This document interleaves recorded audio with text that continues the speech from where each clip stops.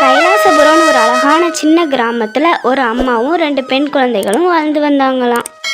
அம்மா பேர் லக்ஷ்மி, பொண்ணு பேர் சிந்து, 2வது பொண்ணு பேர் பைரவி. 2 பேரும் அக்கா தங்கச்சிங்க. சின்ன பிள்ளையில இருந்தே சிந்துக்கும் பைரவிக்கும் ஆகவே ஆகாது. எப்போவுமே அக்கா தங்கச்சி 2 பேரும் சண்டை போட்டுகிட்டே தான் இருப்பாளுங்க. தங்கச்சி பைரவி சிந்து அக்கா மேலே கொஞ்சம் பாசமாக தான் இருப்பாள். ஆனால் சிந்து தான் தங்கச்சி மேலே பாசமாகவே இருக்க மாட்டா. அக்கா அக்கா என்னையும் விளையாட கூட்டு போவி அக்கா, நீ விளையாட போகிற இடத்துக்கு ப்ளீஸ்க்கா, நீ சொன்னதெல்லாம் செய்கிறேன். சரி, அப்போ சீக்கிரமாக வீட்டு வேலை எல்லாத்தையும் முடியும், நான் உன்னை விளையாட கூட்டு போகிறேன். சரியா? என்னோட வேலையும் சேர்த்து முடிச்சிடணும். சீக்கிரமாக வேலையெல்லாம் முடிக்கணும், அப்போ தான் அக்கா நம்மளை விளையாட்டு கூட்டு போவா. அக்கா வேலையெல்லாம் முடிச்சுட்டு என்ன விளையாட கூட்டு போறியா? வா, நம்ம 2 பேரும் சேர்ந்து விளையாட போகலாம். என்னது, நான் விளையாட உன்னை கூட்டு போகணுமா? சி, நான் உன்னை என் தங்கச்சின்னு சொல்லையே வெக்கப்படுறேன். இதில் உன்னை விளையாட வேற கூட்டு போகணுமா? நான் எவ்வளோ அழகாக இருக்கேன், நீ எப்படி இருக்க? நான் எப்படி உன்னை என் தங்கச்சின்னு விளையாடலாம் கூட்டு போக முடியும்? வாய்ப்பே இல்லை, நான் உன்னை விளையாடையே கூட்டு போக மாட்டேன். பாரு பைரவி, நான் உன்னோட அழகாக இருக்கிறனால தயவு செய்து என்கிட்ட பேசாத. அதுக்கப்புறம் நான் எங்கே போனாலும் என் பின்னாடியே வருவேன்னு சொல்லாத. அப்போ தான் உனக்கும் நல்லது, எனக்கும் நல்லது. சரியா? இங்கே பாருக்கா, ஏன்க்கா என் மனசு கஷ்டப்படுற மாதிரி நீ பேசுகிற? எப்போவுமே நான் அசிங்கமாக இருக்கேன் நீ பாட்டுக்கு சொல்லுற. அது என் மனசில் எவ்வளோ கஷ்டமாக இருக்குது தெரியுமாக்கா? ப்ளீஸ்க்கா என்னையும் விளையாட கூட்டு போக்கா. நீ சொன்னாலும் கேட்க மாட்டேன், நீ சொல்கிறதே தான் திரும்ப திரும்ப சொல்லுவேன். போ, நான் விளையாட போயிட்டு வரேன், என் பின்னாடி தயவு செய்து வந்துடாத.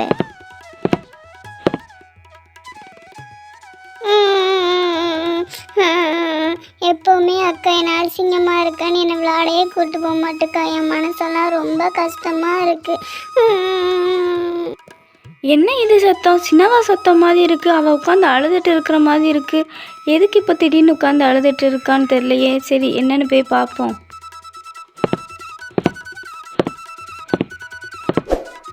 என்ன ஆச்சு? எதுக்கு இப்போ நீ தனியாக உட்காந்து அழுதுட்டு இருக்க? விளையாடும்போது கீழே எங்கேயோ விழுந்துட்டியாடி? எதுக்கு அழுகுற நீ? இல்லை, எப்பவும் போல் அக்காவுனையும் சண்டை கிண்டை போட்டுக்கிட்டீங்களா? அதுதானே வழக்கமாக நடக்கும். அவள் எதுவும் சொல்லி ஒன்று அழ வச்சிருப்பா, அப்படி தானே? அம்மா, அக்கா என்னை பார்த்து நீ அழகாவே இல்லை, என் கூட வராத, என் கூட பேசாத அப்படின்னு சொல்லிக்கிட்டே இருக்காம்மா. அவள் பேசும்போது எல்லாம் எனக்கு ரொம்ப கஷ்டமாகவே இருக்குமா. உண்மையிலே நான் அழகாவே இல்லையாம்மா, நீ சொல்லுமா. அப்படிலாம் ஒன்றும் இல்லை பைரவி குட்டி. அவளுக்கு எப்போவுமே அவள் தான் அழகுன்னு ஒரு நினைப்பு இருக்குது. அதெல்லாம் கூடிய சீக்கிரத்துலேயே சரியாயிரும். சரியா? அவள் வந்ததும் அம்மா என்னன்னு கேட்குறேன். அம்மாவுக்கு அடுப்படியில் கொஞ்சம் வெயில் இருக்குது, அதை முடிச்சுட்டு வரேன். என்னம்மா? என்ன சிந்து, உன் மனசில் நீ என்ன நினச்சிட்டே இருக்க? எப்போ பார்த்தாலும் பைரவியை நீ நல்லாவே இல்லை, அசிங்கமாகவே இல்லைன்னு சொல்லிட்டு இருக்கா. அவள் சின்ன பொண்ணு தானே. இப்படிலாம் பேசக்கூடாது சிந்து. ஒழுங்காக உன் தங்கச்சிட்டு சாரி கேளு. சாரி கேட்டால் தான் இன்றைக்கி உனக்கு சாப்பாடு, இல்லைன்னா இன்றைக்கி ஃபுல்லாக நீ பட்னியாக தான் கிடப்பாரு. சாரிலாம் கேட்க முடியாதுமா, நான் அழகாக தான் இருக்கேன், அவள் அசிங்கமாக தான் இருக்கா. எங்கே போனாலும் அவளை கூட்டலாம் போக முடியாது, ஒன்றுமே அவளுக்கு நான் செய்ய மாட்டேன். ஏ பைரவி, நான் அங்கிட்டு போனோன்னா நீ அம்மாட்ட எல்லாமே சொல்லி கொடுத்துட்டு இருக்கியோ, நான் உன்னை எப்படிலாம் திட்டுறேன்னு. அப்போ தானே அம்மா உன்னை நல்ல பிள்ளைன்னு சொல்லுவா. அதானே உன்னோட பிளான்.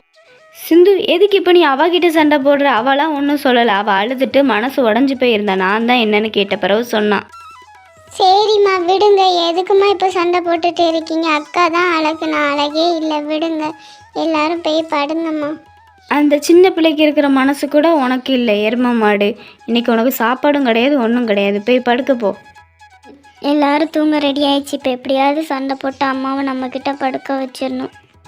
அம்மா, மனசு ரொம்ப கஷ்டமாக இருக்குமா. இன்னைக்கு நான் உன் கூட படுக்கட்டாம்மா? ப்ளீஸ்மா, என் கூட படுக்கவாம்மா. உன் கூட படுத்துக்கிட்டா என் கூட யார் படுப்பா? என் கூட தான் அம்மா படுப்பா. இல்லைன்னா நான் நைட்டு ஃபுல்லாக தூங்கவே மாட்டேன். ஒழுங்கா நீ தனியாக படு, என் கூட தான் அம்மா படுப்பா. சரியா? எப்பவும் உன் கூட தானக்கா படுக்கா. இன்னைக்கு எனக்கு ரொம்ப மனசு கஷ்டமாக இருக்குது. என் கூட அம்மா கீழே படுக்கட்டும். நீ எப்பவும் மேலேருந்து கீழே வர மாட்டேன், என்னையும் மேலே சேர்த்துக்க மாட்டேன். என் கூட அம்மா படுக்கட்டும். ஓ, நான் எப்பவும் கட்டில் மேலே படுப்பேன், நீ கட்டில் கீழே படுப்பேன். நீ தான் பெரிய தியாகி மாதிரி பேசிகிட்டு இருக்கியோ? எப்பவும் நான் கட்டில் மேலே தான் படுப்பேன், அம்மாவும் என் கூட தான் படுப்பாங்க. சரியா? ஒழுங்கா கீழே படுத்து தூங்கு. சரிக்கா, எப்பவும் போல் நான் கீழவே தனியாகவே தூங்குறேன்க்கா. நீ சந்தோஷமாக தூங்க, அது போதும்க்கா எனக்கு. குட் நைட்மா. இந்த சிந்துவையும் பைரவியும் ஒரே வயிற்றுல தான் பெற்றேன். ஆனால் பைரவியை பாரு, எல்லாத்தையும் விட்டு கொடுக்குற தன்மை இருக்குது. ஆனால் அந்த சிந்துக்கு அவங்க அப்பா மாதிரி ஒன்றையும் விட்டு கொடுக்க மாட்டா. எல்லாம் அவளுக்கு தான் வேணும். அவள் தான் அழகுன்னு ஒரு ஆசை. எப்படித்தான் இந்த சிந்துவை மனசு மாற வைக்கிறதுனே தெரியல. தங்கச்சி அவள் மேலே பாசமாக இருக்கிற மாதிரி அவளும் தங்கச்சி மேலே பாசமாக இருந்தால் தானே நல்லாயிருக்கும் குடும்பம்.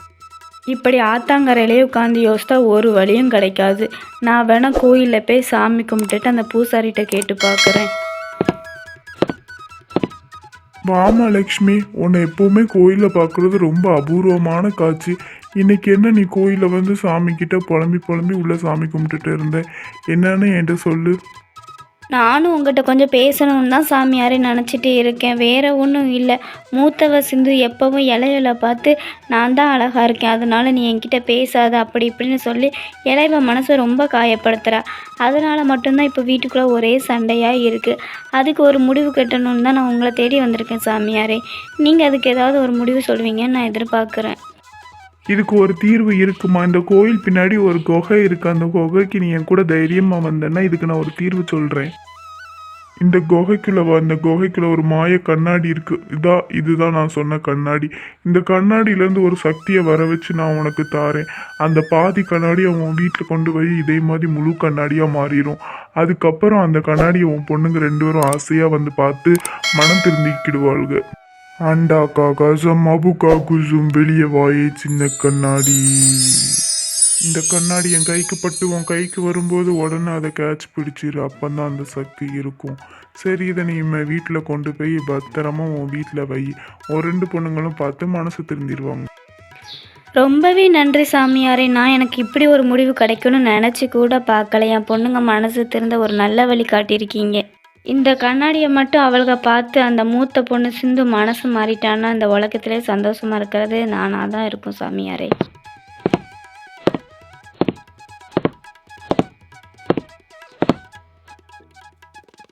அம்மா, என்னதும்மா இது? குட்டியா அழகா ஒரு சின்ன கண்ணாடி மாதிரி இருக்கு. புதுசா வீட்டுக்கு கண்ணாடி வாங்கிட்டு வந்தீங்களாம்மா? ஆமாம்மா, சந்தைக்கு போயிருந்தேன். வீட்டில் உள்ள பழைய கண்ணாடி விட உடஞ்சிட்டு, அதனால இது ஒரு பெரிய கண்ணாடின்னு வாங்கிட்டு வந்தேம்மா.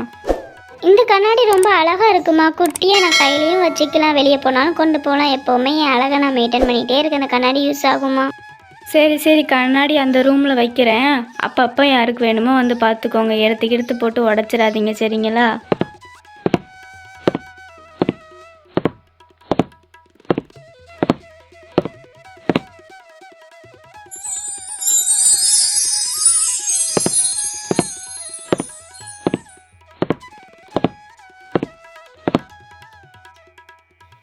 இது ஏதோ மேஜிக் கண்ணாடி மாதிரி இருக்கு. ஆமாம், ஒருவேளை அம்மாக்கே தெரியாமல் மேஜிக் கண்ணாடின்னு தெரியாமல் தான் வாங்கிட்டு வந்திருப்பாங்க போல். சரி, நான் போய் அதில் என்னோட அழகை பார்த்துட்டு வரேன், சரியா? அதுக்கப்புறம் மெதுவாக நீ போய் பாரு, ஒரு அவசரமும் இல்லை. சரிக்கா, முதல்ல நீயே போய் பாரு, அதுக்கப்புறம் நான் வேணால் மெதுவாக பார்த்துக்கிறேன். எந்த ஒரு அவசரமும் இல்லைக்கா, நீ போய் பாருக்கா.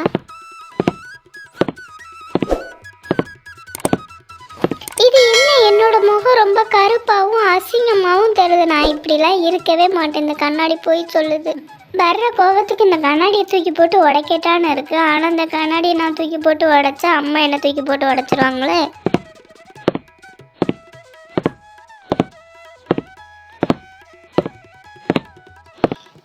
என்ன, நான் இவ்வளோ அழகா இருக்கேன். ரொம்ப மென்மையா வெள்ளையா கியூட்டா இருக்கு. எனக்கு இது ரொம்ப பிடிச்சிருக்கு. இந்த கண்ணாடியில் சிந்து பார்க்கும்போது என் முகம் அவ்வளோ அசிங்கமாக தெரிஞ்சிச்சுன்னா அது அவள் மனசில் உள்ள அழுக்கு.